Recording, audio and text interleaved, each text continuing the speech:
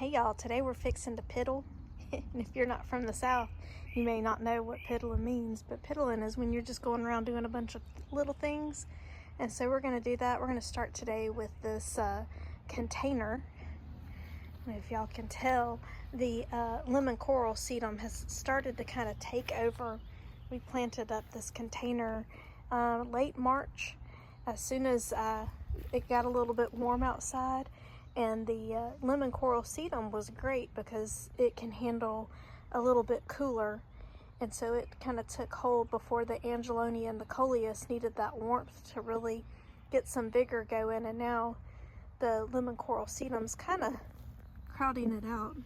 I hate to cut it though because it's kind of blooming, and I like the little yellow blooms on the top of the sedum. That's really pretty with the purple, but we want to make sure that the angelonia has room to put on now that it's nice and consistently warm.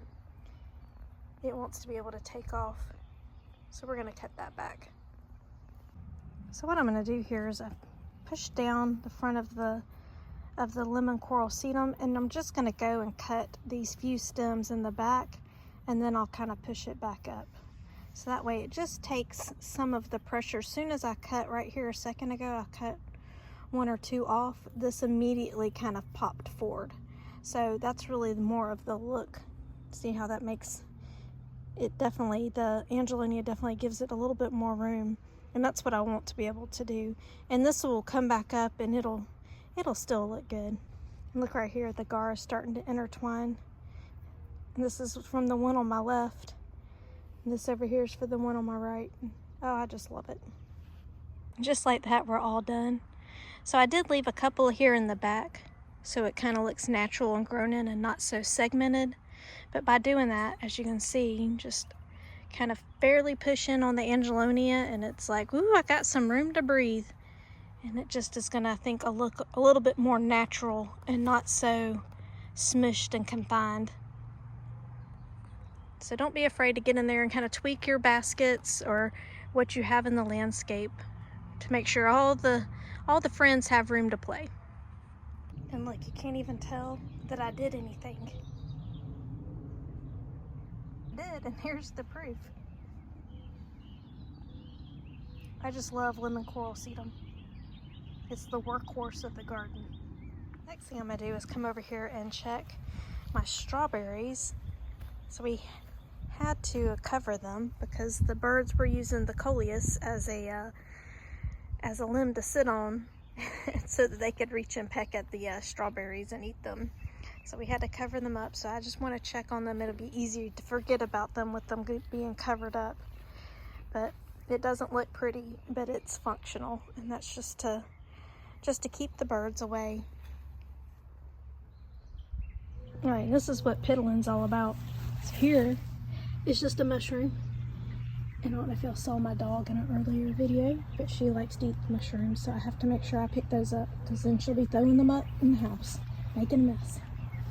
And I look over here, and that needs the lamb's ear. This is Helen von Stein, lamb's ear, and it needs grooming. It really just doesn't love. We've had it in a couple of different places in our garden, and it just doesn't do the best here. I don't know if it's too humid.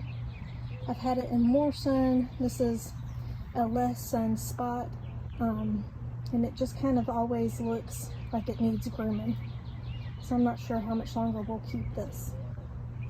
I'm gonna cut it back real quick, make it look a little bit nicer. All right, and it's kind of the same thing with this plant. What I'm gonna do is I just pull it back, all the healthy growth. So I leave this because this is new, and I just take my pruners and cut around the edge and then just pull it out. So it's not easy to find a plant to replace it. So I don't know, I just can't decide.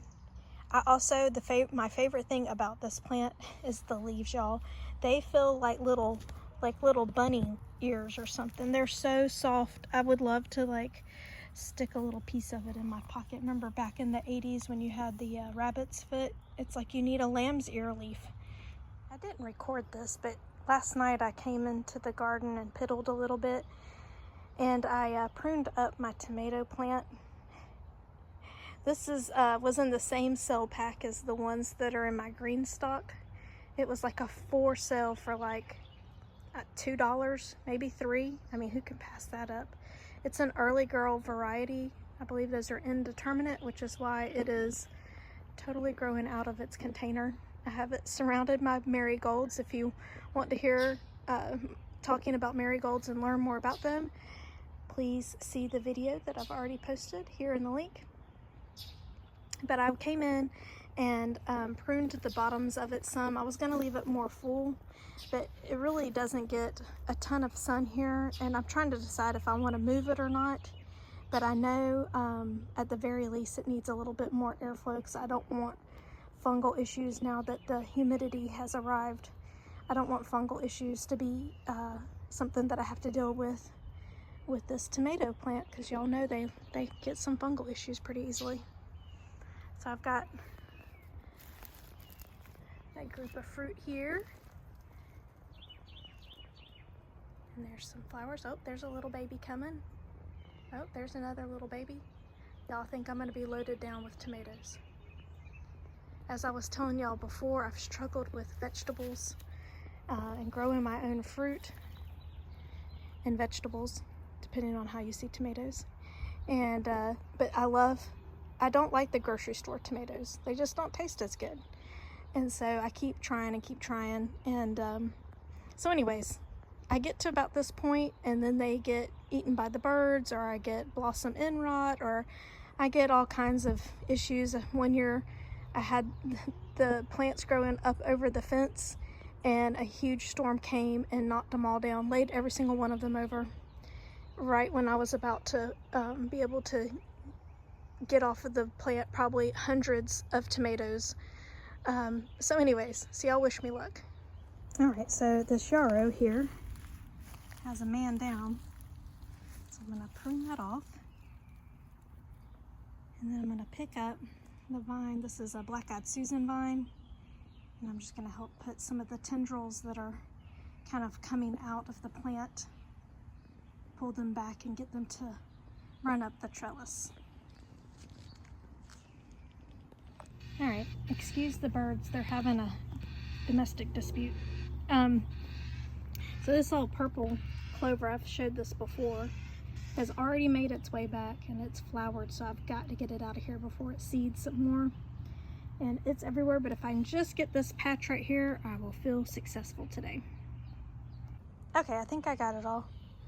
As we all know, weeds are forever on the chore list, but if we just get a couple at a time, hopefully it keeps it from being too overwhelming. That little purple clover, it is like the cousin of spurge. It just sends out rhizomes, and they're all connected, and it gets everywhere quickly. All right, and I've been in the garden for about an hour, and that's all of the chores that I was able to accomplish. So y'all get out in the garden, get a little something done, even if it's just for a minute. It's a great reset of the mind, and it'll make the garden look better.